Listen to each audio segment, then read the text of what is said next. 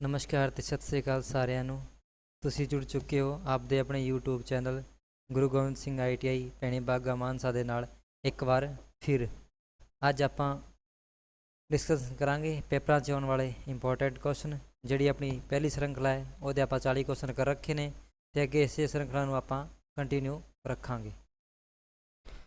Question number 44, DC generator में field coil का क्या उद्देश्य है। मतलब ये पूछना चाहता है जो डीसी जनरेटर है वो जी फील्ड कॉइल लगी है वो की काम करती है। वो काम करती है, मन के चलो आ अपनी फील्ड कॉइल है तो आ अपनी आर्मेचर कॉइल है, यानी कि इन्हों आर्मेचर वाइंडिंग कहते हैं तो इन्हों फील्ड वाइंडिंग कहते हैं।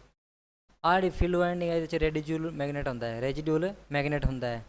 आ रेजिड्यूल मैगनेट की काम करता है, इन्हों पोलों नूं मैगनेटाइज करता है। इन्होंने पोलों नूं की करता है, मैगनेटाइज करता है। तो यदा आंसर रहेगा तीजा सी, कुंडली फ्लक्स का निर्माण करने के लिए ध्रुवों को चुंबकित करना। पोलों को मैग्नेटाइज करने का काम करती है कॉइल। क्वेश्चन नंबर 45, बड़े डीसी जनरेटर मशीन के पोल कोर बनाने के लिए किस धातु का उपयोग किया जाता है। मतलब जो बड़े डीसी जनरेटर ने उन्होंने दे पोल बनाने वास्ते किहड़ी धातु का यूज़ किया जाता है। वो किया जाता है कास्ट स्टील। तो बॉडी बनाई जाती है रोल्ड स्टील की, तो पोल बनाए जाते हैं कास्ट स्टील के। क्वेश्चन नंबर 46, क्यों पोल कोर स्टैंपिंग डीसी जनरेटर में प्रचलित किए जाते हैं। मतलब ਜਿਹੜੇ पोल कोर होंगे है उन्होंने लैमीनेटेड क्यों किया जाता है डीसी जनरेटर से। उन्होंने हिस्टैरिसीस लॉस कम करने वास्ते प्रचलित किया जाता है। हिस्टैरिसीस लॉस नाल की होंदा है वोल्टेज ड्रॉप होंदी है जनरेटर दे विच, इसलिए आपां इनू आपां लैमीनेटेड करते हैं या प्रचलित करते हैं। क्वेश्चन नंबर 47, इलेक्ट्रोप्लेटिंग प्रक्रिया के लिए किस प्रकार के डीसी जनरेटर का उपयोग किया जाता है। इलैक्ट्रोप्लेटिंग होंदी है मतलब एक धातु के दूजी धातु का लेप करना, उन्होंने बोलते हैं आप इलैक्ट्रोप्लेटिंग। तो वो वास्ते आपू जो जनरेटर की जरूरत पैंती है वो है अपना संट जनरेटर, क्योंकि एक एको जी सप्लाई देंदा तो रेगूलर एको जी सप्लाई देंदा है, इस वास्ते आप डीसी संट जनरेटर का यूज करते हैं। क्वेश्चन नंबर 48, डीसी जनरेटर में कंपलसेटिंग वाइंडिंग क्यों की जाती है। मतलब जी कंपलसेटिंग वाइंडिंग है वो डीसी जनरेटर में क्यों की जाती है। तो वो की जाती है न्यूट्रलाइजिंग द डीमैग्नेटाइजिंग इफेक्ट। मतलब जो विचुंबकीकरण प्रभाव है उसको कम करने के लिए कंपलसेटिंग वाइंडिंग की जाती है, ताकि आप की है आर्मेचर रिएक्शन तो बच सकीए। जो अपना मेन फ्लक्स पैदा हो रहा है उन्होंने बचाया जा सके इसलिए। क्वेश्चन नंबर 50, डीसी जनरेटर में आर्मेचर प्रतिक्रिया का क्या प्रभाव है। मतलब जो आर्मेचर इफेक्ट है डीसी जनरेटर वो की इफेक्ट पाता है। डीसी जनरेटर नाल की है जो मेन फ्लक्स है ना वो अपना कट हो जाता है। जो मेन फ्लक्स कट होएगा तो मेन फ्लक्स कट होने नाल की है अपनी जी डीसी जनरेटर की वोल्टेज है जी आउटपुट वोल्टेज है वो भी कट हो जाती है। तो यदा कम की आउटपुट वोल्टेज को कम करना, आर्मेचर रिएक्शन का कम है। क्वेश्चन नंबर 52, बड़े डीसी जनरेटरों में आर्मेचर प्रतिक्रिया के प्रभाव को कैसे बेअसर किया जा सकता है। मतलब ये पूछता है जो बड़े जनरेटर है उन्होंने विच आर्मेचर रिएक्शन जी होंगी है उन्होंने कम किमें किया जाता है। और ये करांगे आप कंपलसेटिंग वाइंडिंग का यूज़ करके। कंपलसेटिंग वाइंडिंग की है आर्मेचर रिएक्शन कम करने का कम करती है। मतलब जो अपना मेन फ्लक्स है उन्होंने बचाने वास्ते जी वाइंडिंग की जाती है उन्होंने आप कंपलसेटिंग वाइंडिंग कहते हैं। क्वेश्चन नंबर 53, डीसी जनरेटर में क्या प्रभाव होता है अगर इसे लंबे समय तक बंद रख दिया जाए। मतलब ये पूछना चाहता है भी अपना जो डीसी जनरेटर है उन्होंने आप लंबे तक ना यूज़ करिए तो की प्रभाव पै जाएगा वो जी फील्ड वाइंडिंग है ना वो जी फील्ड वाइंडिंग है वो जो रेजिड्यूल मैगनेट है ये जो रेजिड्यूल मैगनेट है वो ख़त्म हो जाएगा। वो की हो जाएगा ख़त्म हो जाएगा। मतलब यदा क्वेश्चन रहेगा अपना losses it's residual magnet D अपने अवशिष्ट चुंबकत्व को खो देता है। मतलब जी रेजिडुअल मैग्नेट है ना वो ख़त्म हो जाती है। क्वेश्चन नंबर 55, यदि मुख्य क्षेत्र का प्रभाव डीसी जनरेटर में विकृत हो जाए तो प्रेरित ईएमएफ पर क्या प्रभाव पड़ेगा। मतलब ये कहना चाहना है जी फील्ड वाइंडिंग है, जी फील्ड वाइंडिंग है ਉਹਦਾ कनैक्शन टुट जाता है तो की इफेक्ट होएगा, ਇਹਦਾ इफेक्ट होएगा मतलब ਇਹਦਾ वायर टुट गई तो ये जोड़ा पैदा होने वाला फ्लक्स है वो घट जाएगा, ओके है घट जाएगा। तो यदा ऑप्शन रहेगा इंड्यूस्ड ईएमएफ डिक्रीज, मतलब जी पैदा होने वाली ईएमएफ है वो घटती है। क्वेश्चन नंबर 57, आर्मेचर वाइंडिंग प्रतिरोध को मापने के लिए किस उपकरण का उपयोग किया जाता है। मतलब ये पूछना चाहता है हुण अपना स्टार्ट हो गया डीसी मोटर का पोर्सन, तो डीसी मोटर की जी आर्मेचर वाइंडिंग है वह रजिस्टेंस मेजर करने वास्ते आप किहड़े मैथड का यूज़ करांगे, तो वह यूज़ करांगे आप Kelvin bridge method. Kelvin bridge method resistance को मेजर करने वास्ते कई मैथड ने, उन्होंने एक मैथड है कैल्विन ब्रिज मैथड जोड़ा आप डीसी मोटर की आर्मेचर वाइंडिंग का रजिस्टेंस मेजर करने वास्ते यूज़ करते हाँ। क्वेश्चन नंबर 59, डीसी मोटर की गति नियंत्रण की विधि क्या है। मतलब आज डायग्राम विखाया हुआ है ये जी मोटर की स्पीड है उन्हें किमें कंट्रोल करते हैं, तो उन्होंने कंट्रोल करते हैं आर्मेचर डाइवर्टर विधि, आर्मेचर डाइवर्टर मैथड नाल। मन के चलो आर्मेचर फील्ड कॉइल के लिए किस वाइंडिंग का उन्होंने डाइवर्ट कर उपयोग किया जाता है। मतलब जी फील्ड कॉइलिंग होंगी है ਉਹਦੇ वास्ते ਕਿਹੜੀ वायर का यूज़ करते हैं, ਉਹਦੇ वास्ते आप यूज़ करते हैं सुपर इनेमल्ड वायर का यूज़ किया जाता है। सुपर इनेमल्ड वायर का यूज़ क्यों करते हैं कि ਉਹਦੇ ਜਿਹੜਾ इंडक्शन पैदा होता है, जो फ्लक्स पैदा होती है वो बहुत ही वध होती है। क्वेश्चन नंबर 61, डीसी मोटर की गति की गणना करने के लिए किस सूत्र का उपयोग किया जाता है। यह पूछना चाहता है भी जी मोटर है वो कितनी स्पीड नाल घूम रही है, इस वास्ते किहड़े सूत्र का उपयोग किया जाता है। तो ये वास्ते उपयोग किया जाता है N is equal to E B by phi. N होंगी स्पीड, ई बी होंगी है बेक ईएमएफ, फाई होंगी है पैदा होया फ्लक्स। वैसे जी मोटर की स्पीड है वो डायरैक्टली प्रोपोर्शनल होंगी है टॉर्क दे, तो टॉर्क भी है फाई तो बनता है, टॉर्क भी किसी तो बनता है जिन्ना वध फाई होगा उन्ना वध टॉर्क होएगा।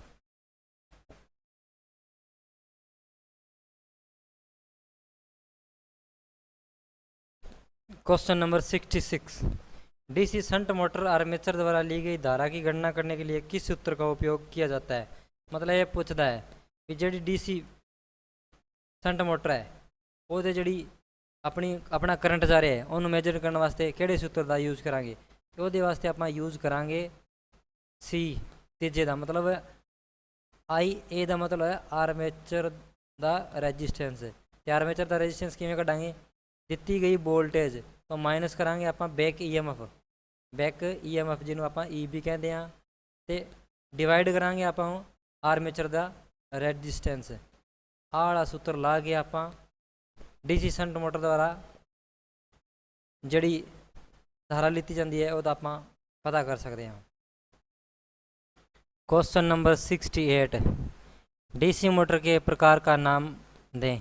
मतलब ये पूछना चाहता है भी आला जो डायग्राम बनाया, आला जो डायग्राम बनाया इस डायग्राम केड़ी मोटर का है, ये डायग्राम केड़ी मोटर का, तो यह है अपना short shunt compound motor, short shunt compound motor का है। शॉर्ट शंट कंपाउंड मोटर इन्हों ये दो वाइंडिंग करके कहते हैं। आ देखो इतने इनू शॉर्ट की हुई है। डीसी मोटर में ईएमएफ की गणना करने के लिए सूत्र, मतलब अपने नेक्स्ट क्वेश्चन जो ये पूछ रहा है भी जी डीसी मोटर है वो ईएमएफ किमें कढ़ांगे, वो वास्ते आप यूज़ करांगे बैक ईएमएफ ई बी 60 ए फाई बटा जेड एन पी। ये सारा कुछ मैं पहला दस्या होया है, तो यदा चौथा सही रहेगा। आ वाला सूत्र आप यूज़ करांगे डीसी मोटर से ईएमएफ कढ़ने वास्ते। यदि कॉइल क्वेश्चन नंबर 71 यदि कॉइल पिच पोल पिच से कम है तो वाइंडिंग किस प्रकार की है। ਤੇ ਆ ਆਪਣੀ ਵਾਈਂਡਿੰਗ ਰਹੇਗੀ ਸ਼ਾਰਟ ਪਿਚ ਵਾਈਂਡਿੰਗ। ਵਾਈਂਡਿੰਗ ਨੂੰ ਆਪਾਂ ਅਗਰ 180 ਡਿਗਰੀ ਤੇ ਕਰਦੇ ਹਾਂ ਤਾਂ ਹੁੰਦੀ ਹੈ ਆਪਣੀ ਫੁੱਲ ਪਿਚ, ਤੇ ਉਦੋਂ ਕੱਟ ਕਰਦੇ ਹਾਂ ਤੇ ਆਪਣੀ ਹੁੰਦੀ ਹੈ ਸ਼ਾਰਟ ਪਿਚ। ਤੇ ਸ਼ਾਰਟ ਪਿਚ ਇਹਦੇ ਨਾਮ ਨਹੀਂ ਦਿੱਤਾ, ਇਹਦੇ ਵਾਸਤੇ ਆਪਾਂ ਕਿਹੜਾ ਯੂਜ਼ ਕਰਾਂਗੇ, ਸ਼ਾਰਟ ਕੱਟਡ ਵਾइंडिंग। शॉर्ट कटड वाइंडिंग आ वाली वाइंडिंग होगी। Question number 72, DC 4 point starter में होल्डिंग कॉइल से जुड़े श्रेणी प्रतिरोध का उद्देश्य क्या है। मतलब ਜਿਹੜਾ ਆਪਣਾ 4 पॉइंट स्टार्टर ਹੁੰਦਾ ਹੈ ਉਹਦੇ ਜਿਹੜੀ ਹੋਲਡਿੰਗ ਕੋਇਲ, ਮਤਲਬ ਜਿਹੜਾ ਉੱਤੇ ਹੱਥਾ ਹੁੰਦਾ ਨਾ ਜਿਹਨੂੰ ਆਪਾਂ ਅੱਗੇ ਖਿਸਕਾ ਕੇ ਲਾਸਟ 'ਚ ਕਰਕੇ ਮੋਟਰ ਨੂੰ ਆਪਾਂ ਫੁੱਲ ਚਲਾ ਦਿੰਦੇ ਹਾਂ, ਉਹਦਾ ਕੰਮ ਕੀ ਹੈ, ਉਹਦਾ ਕੰਮ ਹੈਗਾ ਹੋਲਡਿੰਗ ਕੁੰਡਲੀ में करंट को सीमित करना। मतलब कुंडली ਦੇ ਵਿੱਚ ਕੀ ਹੈ, ਕਰੰਟ ਨੂੰ ਸੀਮਿਤ ਕਰਕੇ ਅੱਗੇ ਭੇਜਣਾ। ਜੇ ਆਪਾਂ ਸਿੱਧੀ ਸਾਰੀ ਕਰੰਟ ਅੱਗੇ ਭੇਜ ਦਾਂਗੇ ਤਾਂ ਮੋਟਰ ਆਪਣੀ ਸੜ ਜੂਗੀ, ਆਪਣੀ ਮੋਟਰ ਜਲ ਜੂਗੀ। ਇਸੇ ਵਾਸਤੇ ਆਪਾਂ ਇਹਦਾ ਯੂਜ਼ ਕਰਦੇ ਹਾਂ। Question number 73, DC series motor की किस गति नियंत्रण विधि का उपयोग इलेक्ट्रिक ट्रेन के लिए किया जाता है। मतलब ये पूछना चाहता है ਜਿਹੜੀ ਆਪਣੀ ਇਲੈਕਟ੍ਰਿਕ ਟ੍ਰੇਨ ਚੱਲਦੀ ਹੈ ਨਾ ਉਹਦੇ 'ਚ ਕਿਹੜੀ ਵਿਧੀ ਦਾ ਯੂਜ਼ ਕੀਤਾ ਜਾਂਦਾ ਹੈ ਮੋਟਰ ਦੀ ਸਪੀਡ ਨੂੰ ਕੰਟਰੋਲ ਕਰਨ ਵਾਸਤੇ। ਤੇ ਉਹਦੇ 'ਚ ਆਪਾਂ ਯੂਜ਼ ਕਰਾਂਗੇ field ਡਾਈਵਰਟਰ method.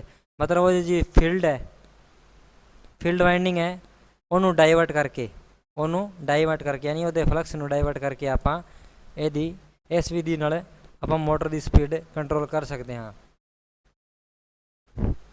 Question number 74, shunt field coil को डीसी 3 पॉइंट स्टार्टर में होल्डिंग कॉइल के साथ श्रृंखला में क्यों जोड़ा जाता है। मतलब ये ਹੁਣ ਪੁੱਛਣਾ ਚਾਹੁੰਦਾ ਹੈ ਜਿਹੜੀ ਆਪਣੀ ਸੰਟ ਫੀਲਡ ਵਾइंडिंग ਹੈ ਉਹਨੂੰ 3 ਪॉइंट ਸਟਾਰਟਰ ਦੇ ਵਿੱਚ ਹੋਲਡਿੰਗ ਕੋਇਲ ਦੇ ਨਾਲ ਸੀਰੀਜ਼ ਤੇ ਕਿਉਂ ਜੋੜਦੇ ਹਾਂ। ਤੇ ਸਿੱਧੀ ਜੀ ਗੱਲ ਆਪਾਂ ਪਹਿਲਾਂ ਵੀ ਪੜ੍ਹ ਕੇ ਆਏ ਹਾਂ, ਕਰੰਟ ਵਾਸਤੇ ਉਹਦਾ ਕਰੰਟ ਕੀ ਆਪਾਂ ਇਨਕਰੀਜ਼ ਕਰਾਂਗੇ, ਸਲੋਲੀ ਠੀਕ ਹੈ। ਤੇ ਇਸੇ ਵਾਸਤੇ ਤੇ ਇਹਦਾ ਆਨਸਰ ਰਹੇਗਾ ਇਨਕਰੀਜ਼ ਦਾ ਹੋਲਡਿੰਗ ਕੋਇਲ करंट। डीसी संट मोटर में सामान्य गति से नीचे कौन सी गति नियंत्रण विधि है। मतलब जी डीसी संट मोटर है ना ਉਹਦੀ ਜਿਹੜੀ नॉर्मल स्पीड है ਉਹ ਤੋਂ ਘੱਟ स्पीड ਆਪਾਂ ਕਿਹੜੇ ਮੈਥਡ ਨਾਲ ਕਰ ਸਕਦੇ ਹਾਂ। ਬਸ ਆਪਣੇ ਕੋਲ ਇੱਕੋ ਹੀ ਮੈਥਡ ਹੈ ਉਹਨੂੰ ਕੱਟ ਕਰਨ ਵਾਸਤੇ, ਉਹ ਹੈ ਆਰਮੇਚਰ ਕੰਟਰੋਲ ਮੈਥਡ। मतलब ਜੇ ਆਪਾਂ ਆਰਮੇਚਰ ਨੂੰ ਕੰਟਰੋਲ ਕਰਕੇ ਹੀ ਸਪੀਡ ਕੱਟ ਕਰ ਸਕਦੇ ਹਾਂ, ਫੀਲਡ ਨੂੰ ਵੀ ਕੰਟਰੋਲ ਕਰਕੇ ਕੱਟ ਨਹੀਂ ਕਰ ਸਕਦੇ, ਵੋਲਟੇਜ ਨੂੰ ਕੰਟਰੋਲ ਵੀ ਕਰਕੇ ਕੱਟ ਨਹੀਂ ਕਰ ਸਕਦੇ। ਤੇ ਆ ਤੀਜੀ ਹੈ ਵਾਟ ਨਿਊਟ ਵਿਧੀ, ਇਹਨੂੰ ਵੀ ਯੂਜ਼ ਕਰਕੇ ਆਪਾਂ ਕੱਟ ਨਹੀਂ ਕਰ ਸਕਦੇ। ਤੇ ਆਪਣੇ ਕੋਲ ਇੱਕੋ ਹੀ ਬਚਦੀ ਹੈ ਆਰਮੇਚਰ ਰਿਐਕਸ਼ਨ ਕੰਟਰੋਲਡ ਵਿਧੀ, ਸੌਰੀ। क्वेश्चन नंबर 77, उद्योगों में डीसी मोटर को शुरू करने के लिए स्टार्टर की आवश्यकता क्यों पड़ती है। सीधी जी गल है वोल्टेज को विनियमित करने के लिए, मतलब वोल्टेज रेगुलेटेड करने के लिए। जे आप इनू वोल्टेज रेगुलेटर ना लावांगे तो जे जड़ी इंडस्ट्रीयल एरिया है वो जी मोटर का ਜਿਹੜਾ ਲੋਡ ਲਵੇਗੀ ਤਾਂ ਉਹ ਦੂਜੀ ਮਸ਼ੀਨਾਂ ਉੱਤੇ ਇਫੈਕਟ ਪਾਵੇਗੀ ਵੋਲਟੇਜ ਦਾ। ਇਸੇ ਕਰਕੇ ਇਹਦਾ ਆਨਸਰ ਰਹੇਗਾ ਰੈਗੂਲੇਟਰ ਦਾ ਫੀਲਡ वोल्टेज। क्वेश्चन नंबर 80, नियंत्रित गति ड्राइव के लिए किस प्रकार की डीसी मोटर का उपयोग किया जाता है। मतलब ये कहता है भी एको जी स्पीड वास्ते भी ਆਪਾਂ ਨੂੰ ਇੱਕੋ ਜੀ ਸਪੀਡ ਚਾਹੀਦੀ ਹੈ, ਇਹਦੇ ਵਾਸਤੇ ਆਪਾਂ ਕਿਹੜੀ ਮੋਟਰ ਦਾ ਯੂਜ਼ ਕਰਾਂਗੇ। ਤੇ ਉਹਦੇ ਵਾਸਤੇ ਆਪਾਂ ਯੂਜ਼ ਕਰਾਂਗੇ ਡੀਸੀ ਸੰਟ ਮੋਟਰ ਦਾ। ਇਹ ਆਪਾਂ ਪਹਿਲਾਂ ਵੀ ਪੜ੍ਹ ਕੇ ਆਏ ਡੀਸੀ ਸੰਟ ਮੋਟਰ ਦਾ ਯੂਜ਼ ਹੀ ਆਪਾਂ ਕਿਉਂ ਕਰਦੇ ਹਾਂ। क्वेश्चन नंबर 81, लिफ्ट में किस प्रकार की डीसी मोटर का उपयोग किया जाता है। मतलब ये पूछना चाहता जी लिफ्ट लगी होंगी ना बाजारों से या शहर च कि मोटर का यूज़ करते हैं, वो आप यूज़ करते हाँ डीसी कम्यूलेटिव कंपाउंड मोटर का यूज़ करते हैं। इस मोटर का ही आप यूज़ करते हैं। एक गल होर है जी ये मोटर ना दी होए तो आपको प्रैफरेंस देनी पऊगी डीसी सीरीज मोटर में। जो डीसी सीरीज मोटर दिता हो, डीसी कम्यूलेटिव कंपाउंड मोटर दिता हो तो आप पहला यूज़ करांगे कम्यूलेटिव कंपाउंड मोटर का, क्यों ਇਹਦਾ यूज़ करके ਆਪਾਂ ਇਹਨੂੰ ਆਪਾਂ ਕਿ ਇੱਕ ਸਮਾਨ ਸਪੀਡ ਨਾਲ ਵੀ ਇੱਕ ਸਮਾਨ ਸਪੀਡ ਵਾਸਤੇ ਵੀ ਆਪਾਂ ਇਹਨੂੰ ਆਪਾਂ यूज़ कर सकते हैं। तो इसलिए ਪਹਿਲਾਂ ਇਹਨੂੰ प्राथमिकता दी जाएगी। क्वेश्चन नंबर 82, गति नियंत्रण का कौन सा तरीका डीसी श्रेणी मोटर में रेटेड गति से नीचे गति प्रदान करता है। ਇਹ ਕੁਐਸਚਨ ਆਪਾਂ ਪਹਿਲਾਂ ਵੀ ਪੜ੍ਹ ਚੁੱਕੇ ਹਾਂ। ਆਰਮੇਚਰ ਨੂੰ ਕੰਟਰੋਲ ਕਰਕੇ, ਆਰਮੇਚਰ ਡਾਇਵਰਟ ਕਰਕੇ ਆਪਾਂ ਘੱਟ ਸਪੀਡ ਲੈ ਸਕਦੇ ਹਾਂ ਜਿਹਦੀ ਉਹਦੀ ਨੋਰਮਲ ਸਪੀਡ ਹੁੰਦੀ ਹੈ ਉਹ ਤੋਂ। क्वेश्चन नंबर 83, क्या प्रभाव है अगर चलने के दौरान 4 बिंदु स्टार्टर प्रतिरोध कट ऑफ हो जाए। ये कहना चाहता है जो 4 पॉइंट स्टार्टर है ना वो हट जाए तो की प्रभाव पड़ेगा स्पीड दे। स्पीड की कट हो जाती है, स्पीड कट हो जाती है क्योंकि ये अपने आर्मेचर के नाल जुड़ा होंदा है सीरीज से, आर्मेचर के नाल जुड़ा होंदा है सीरीज से, इसे करके यदि स्पीड की कट हो जाएगी।